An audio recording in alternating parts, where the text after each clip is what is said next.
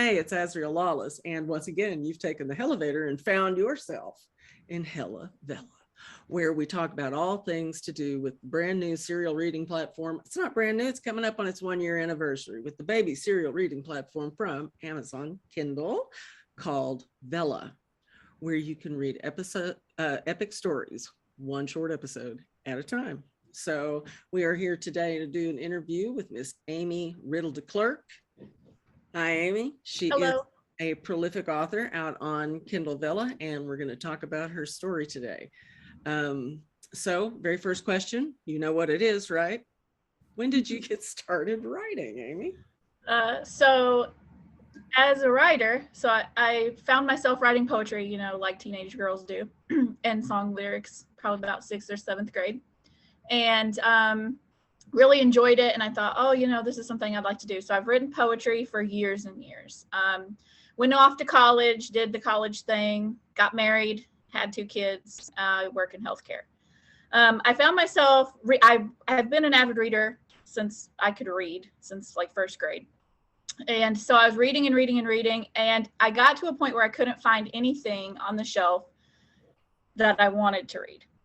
And I started feeling really, I wouldn't say upset, but disappointed that the kind of stories I wanted to read just weren't there.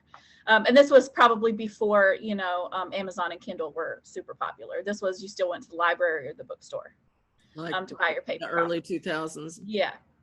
And I thought, if I'm going to do what they always say to do, if you can't find the book you want to read, then you should write it. Right. So I was like, after work, because I worked I work in dialysis. So I was a dialysis technician, and I would work like a 10 or 12-hour shift, and I would have the very next day off. So I was like, after work and on my days off, I'll just plug away at something. And I started out, and science fiction romance was my genre that I liked the most. And so I started writing one, and never really did anything with it. It's still in a drawer. It's terrible. But that was kind of the beginning. Facebook came along. What year was this? That was probably 2000. Let's see, my daughter was about 4, so it was probably about 2006 or so. And so I kind of just fiddled around with things, as my parents would say, but I never really released anything or thought about publishing it widely. And then Facebook was popular about 2008, 2010. Yeah. Got on Facebook, and I started writing this story in Facebook notes, and it was a story about some angels, and my mom was reading it, and she was like, "Oh, you have to finish this. I really want to know what happens. So you have to read it. I have to have it." So I finished. You're writing literally within Facebook. Yeah. And my mother demanding to know what happened next all the time. So she always kept me writing on it. When the story was finished, she said, this is really good. You have to do something with it. You can't just leave it here on Facebook. Nobody's reading it. So I submitted to some small publishers, and I got picked up by a publisher that's no longer with us anymore, but they picked it up, and they're like, yeah, we really like this. What do you plan to do for book 2? And I said, well, I didn't even know there was going to be a book 1, so I haven't thought about it. And they're like, well, we'd like to pick up the whole series, because it kind of has like 4 siblings in it, and so there could be a story for each one. I said, well, let's see what the first book does first, So we went through the whole publishing process, and the book is called Between. It's still out there on Kindle Unlimited for anybody who wants to pick it up. But that just kind of started the ball rolling, and I was really prolific between 2010 and 2018 probably. I could write like a book a month. And so if you were to look at my Amazon author page right now, there's probably 40 titles, 50 titles, novels, novellas that are on there from that time period. I was writing everything. I was never really comfortable sticking with one genre, because I don't read one genre. I'm a very eclectic reader. I'm an eclectic music listener. So I found myself to be an eclectic writer. And so I have steampunk, I have horror, I have science fiction romance, fantasy romance, a couple of contemporaries, not my favorite, but I do have a couple of them. And I was trying to figure out as a writer, how am I going to market this? Like, you know, I want readers to be able to find me and know that there's one specific thing that A.R. DeClerck does that we can always find in her books, no matter what genre it is. And so I came up with the idea of adventure romance. So every story I write, the characters come together through adversity and adventure. So if you pick up Forged in Fire, for example, which is one of my early science fiction romance books, Bound to You, or The Alchemist's Kiss, for example, every single story has characters who come together through adversity and adventure. And so the secondary themes are always found family. So I knew that if readers liked adversity and adventure, romance, and found family, they would like my stories. Nice. So that's kind of how it's been for as long as I can remember. And You've then got your own trope going on here. Yeah. And that's you awesome. know, moderate success. When the small press went under, they closed because the owner had health issues. I decided I was going to self-publish. They reverted all rights back to us. And so I self-published everything. So now I'm fully self-published. And then I'll tell you a story about how I'm not fully self-published. Okay. But so I was fully self-published until 2019. And then I was in a science fiction romance authors group, and an author said, hey, there's this opportunity coming up for this MMORPG called Takamo Universe. It's a game. For those who don't know what MMORPG is, massive multiplayer online role-playing game. Correct. Here we go. Yes. So Takamo Universe was one of those games you played via email back in the 1980s. Yeah. And the creator of Takamo Universe is now a lawyer, and a rather successful lawyer, and he wanted to turn it into a fully playable game. But his idea was that he would recruit creatives from all across the board to give players a more immersive gameplay experience. So not only can you play the game, but you can read novels, novellas that are set inside the game canon, so that you become more immersed in your gameplay, in the world in which it, you know, lives. And so they were recruiting authors. And I said, well, you know, I'm a science fiction romance author. Let me just see what's up. So I contacted him, and he said, well, you'd be my only romance writer. I don't really have romance writers. I've got a lot of hard sci-fi writers, military sci-fi. He said, let's give it a shot. And now I have 5 books in the series published with them. It is called Aeon Project series, and it's cyborg romance, as a matter of fact. Nice. And I have multiple short stories, and we are planning some Kindle Vella stories. So cyborg on cyborg, cyborg on human. It's cyborg, male heroes and female humans, mostly. There's all different kinds of species, but they're mostly humanoid. Everybody's humanoid. But it still plays on the same adventure and adversity and found family.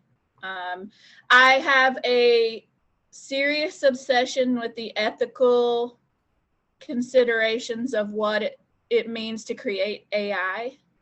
Oh, yeah. Cybernetics. And so a lot of stories that I write are about those moral and ethical implications of what happens when you begin to, you know, enhance or create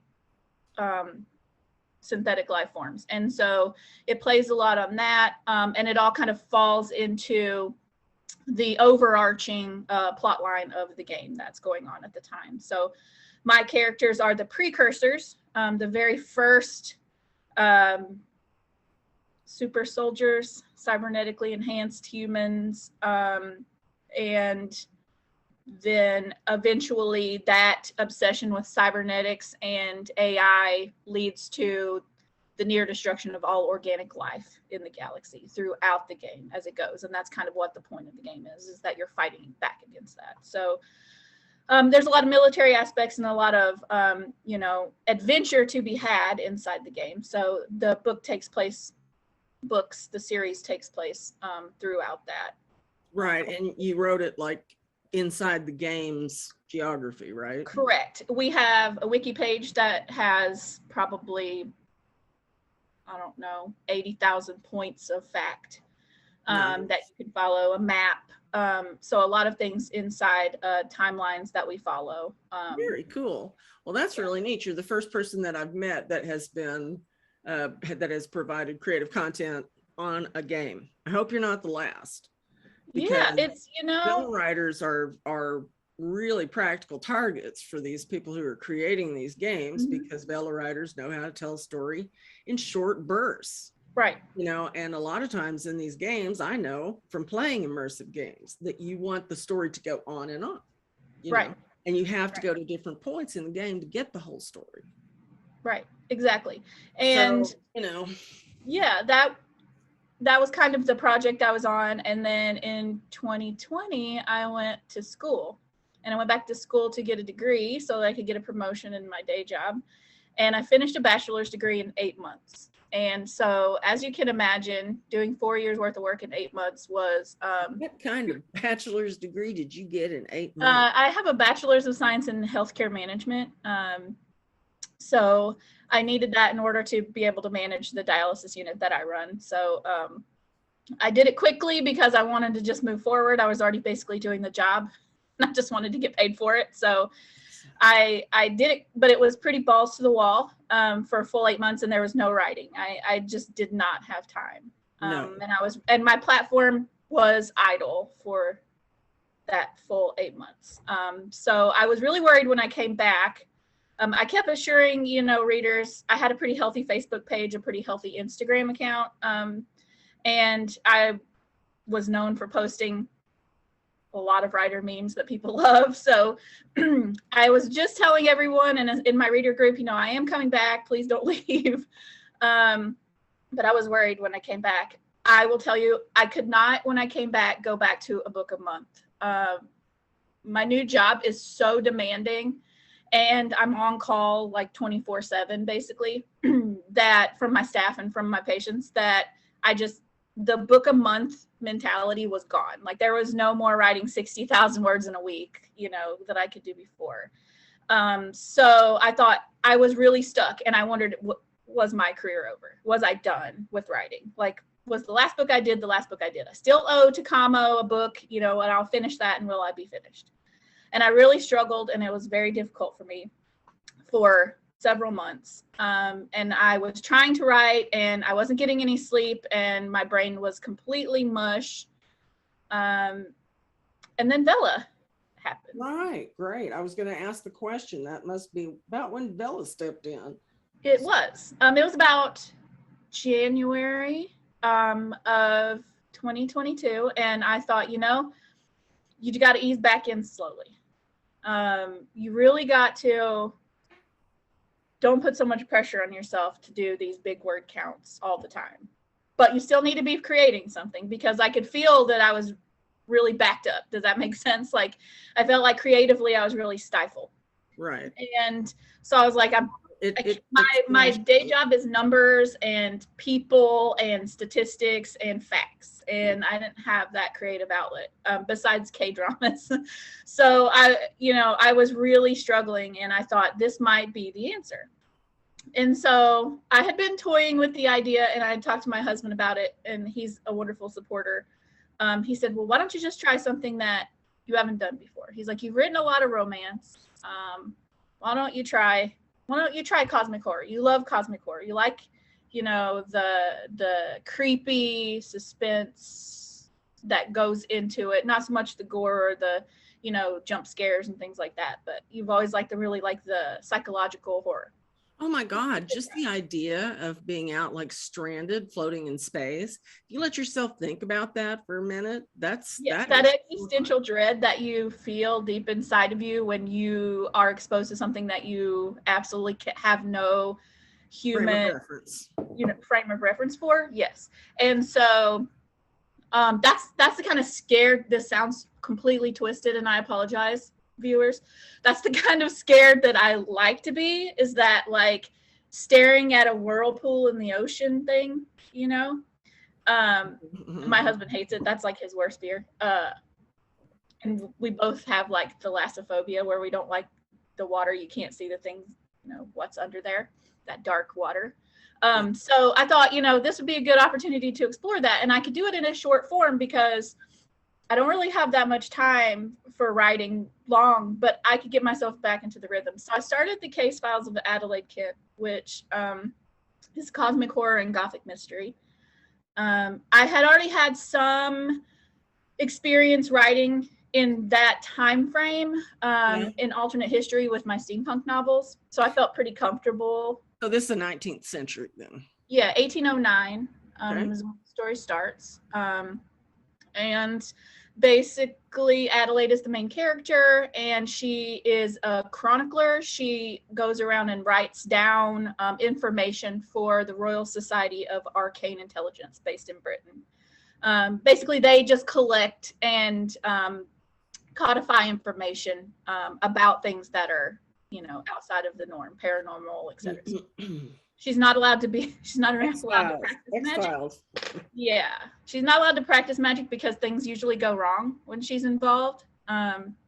But she is allowed to observe and report back. So she's dispatched out at the beginning of the story to this town where something very strange is happening. There's some word that witches have shown up in town and they don't know what's going on. And so her and her fellow friends, once again, found family, her maid Marissa, her butler Bradford, and her dog Penny hop in a carriage and go down to find out what's going on. And so that's where the story begins. And so far it's been a very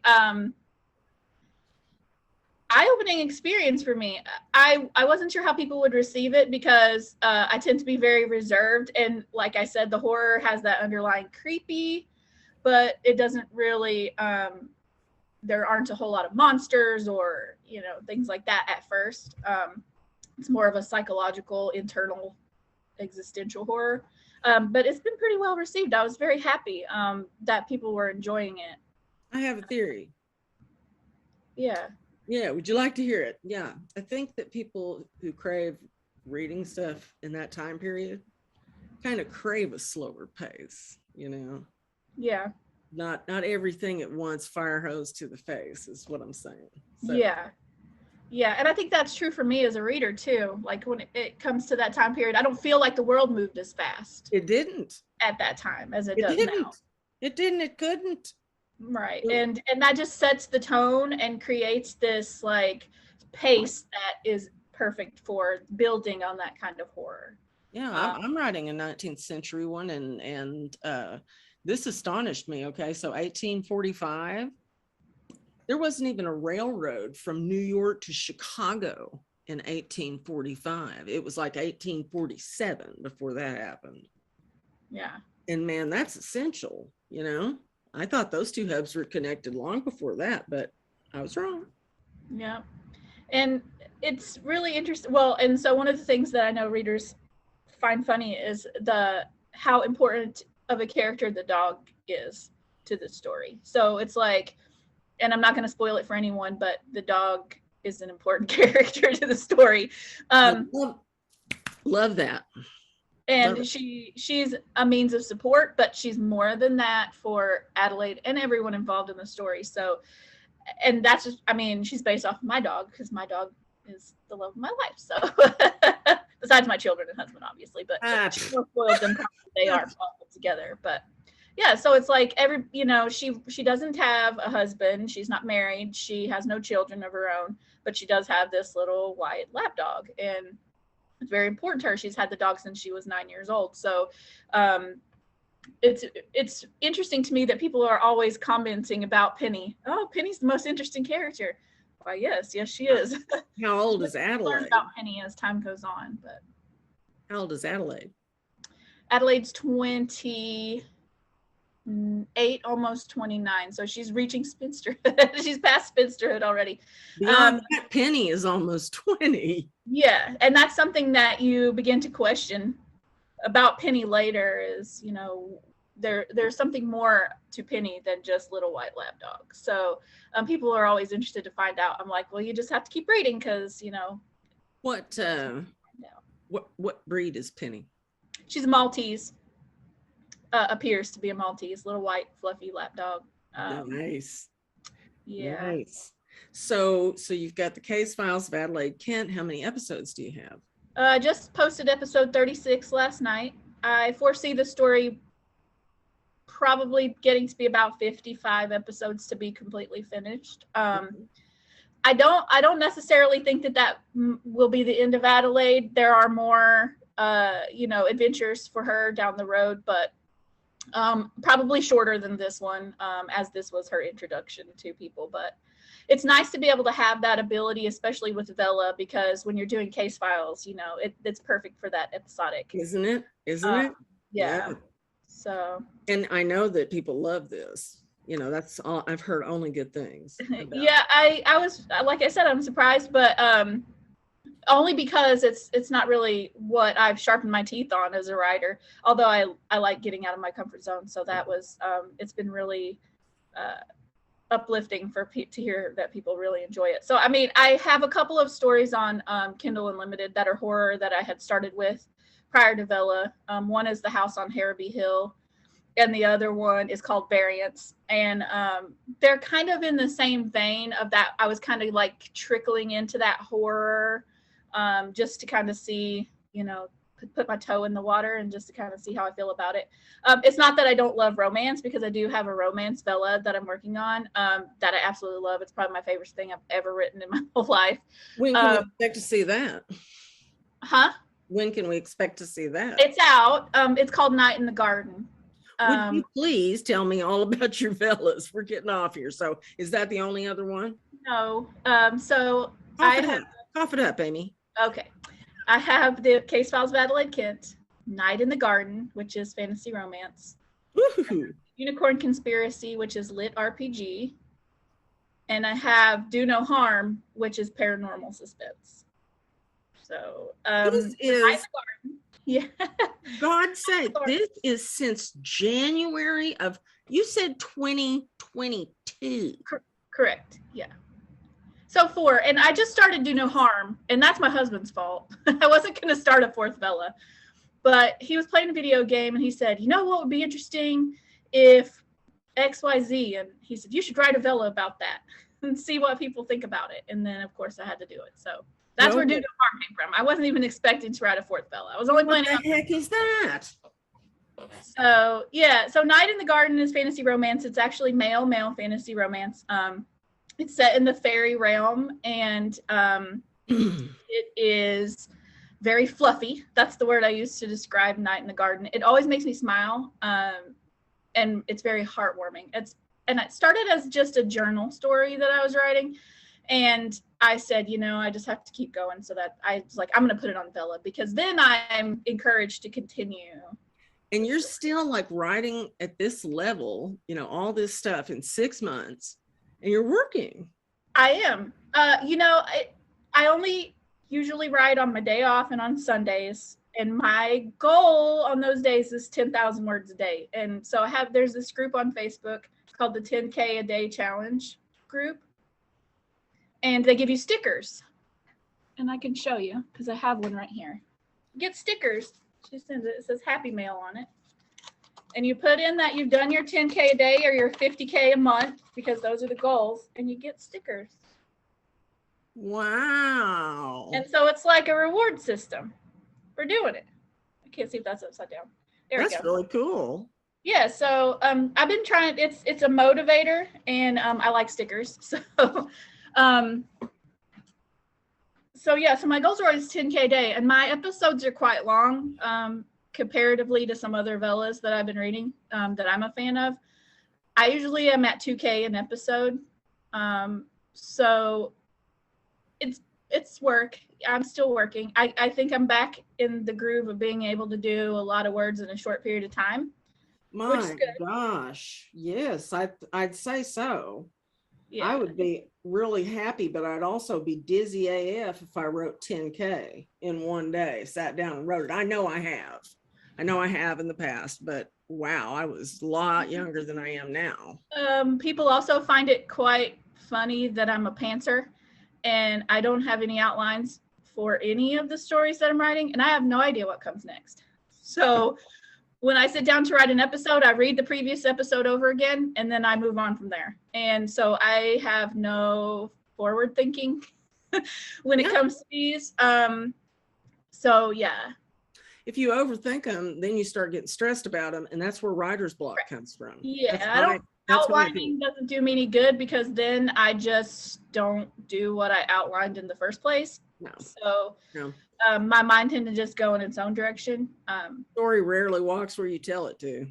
Yeah. The other thing people find funny about my writing process is that I'm a one draft writer, so I edit as I go and I don't revise past the first draft. So usually, if anything, like as for my novels, when it goes to the editor, it's already basically pretty clean. She only has to go through and make sure I didn't leave any plot holes. Usually I don't, because I've revised as I went, and proofread.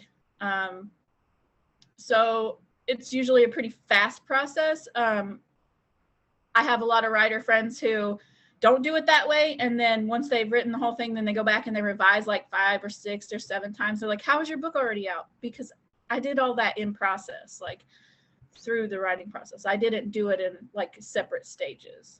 So it's kind of a faster process for me than for people who do it in all those, like they don't have an editing brain and a revising brain and a writing brain all running at the same time. But mine works in tandem. So, I can do the writing, revising, and editing kind of together. Well, we've heard about your Vellas. Let's hear about the Vellas that your reading brain has attacked. So I'm a huge fan of 531 by Chris Bannon. Pardon me, 531 by 531 by Chris Bannon, Bannor. And it's a story about AI. And the main character is one of my favorites, Yi. He's a detective, but he's also synthetic. So has a Blade Runner feel, a gritty dystopian feel, mystery, and it has all of those things that kind of pull me in. Very cool. The other one that I'm reading that I'm a big fan of is Mermaid by Mariella Hunt, and that one is historical romance with mermaids, obviously, but I call it magical realism. She disagrees with me because we're friends, but I told her, like, if I was going to shelve this on the shelf, I would call it magical realism, because it's in a world where these things are just accepted.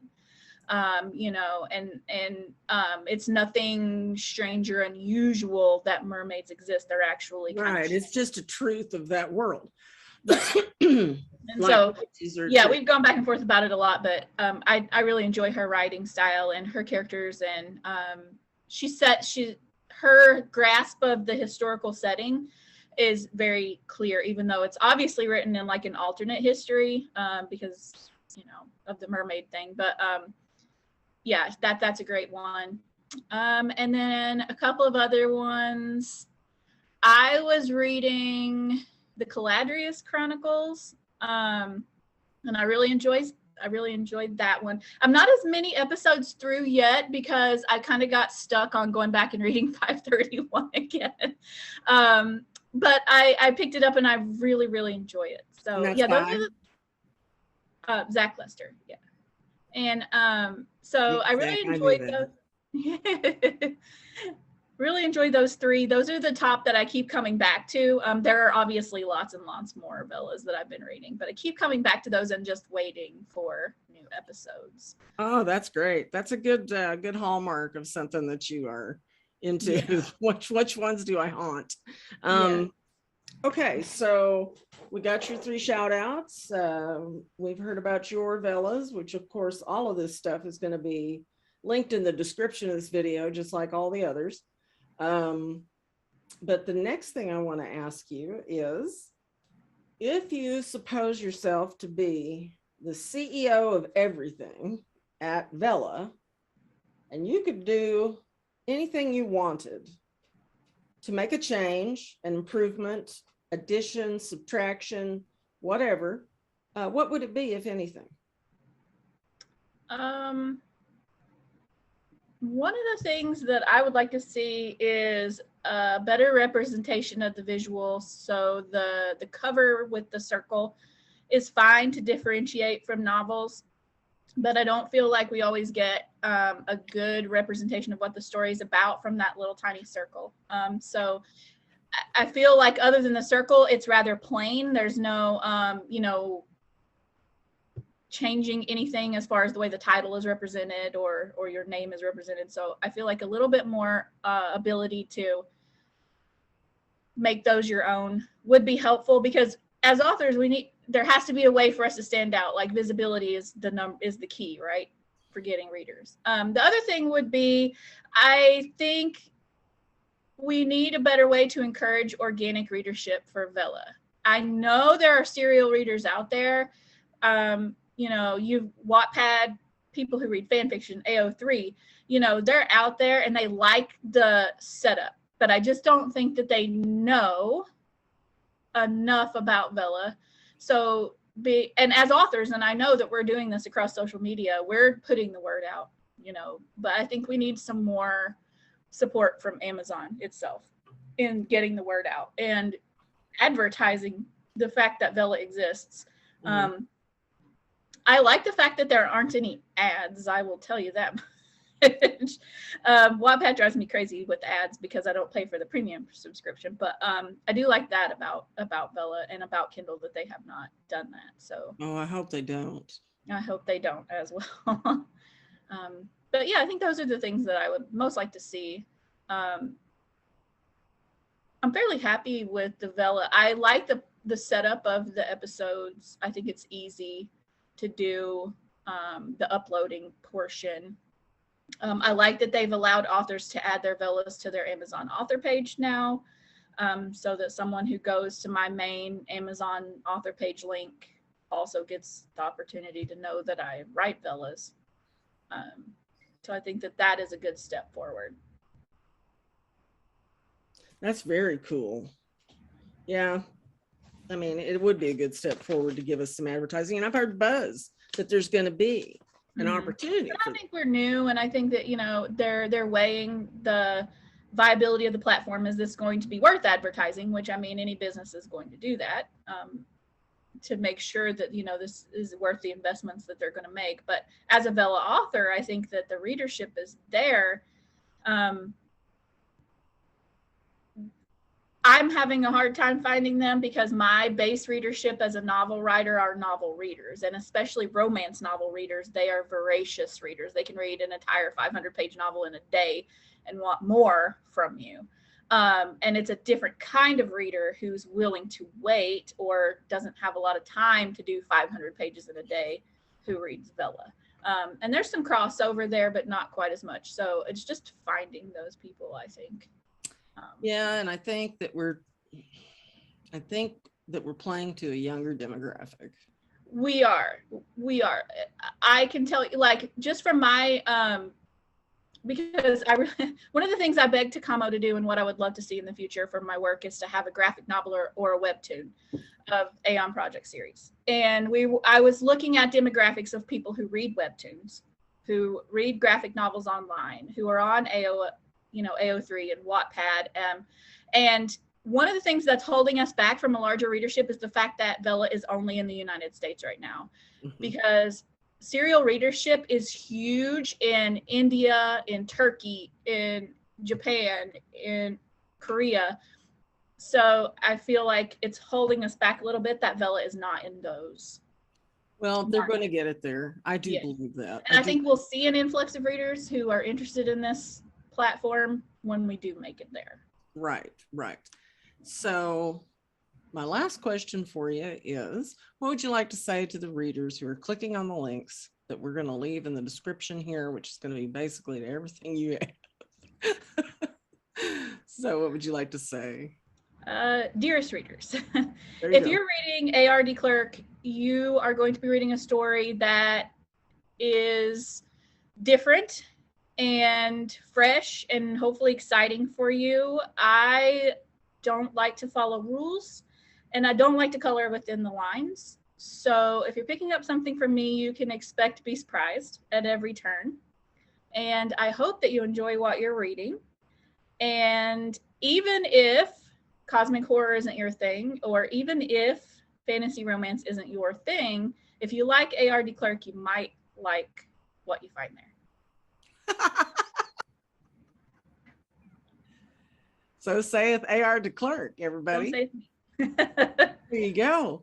And this has been another Lawless interview. And goodbye, everybody. Bye, everybody. Doo-doo.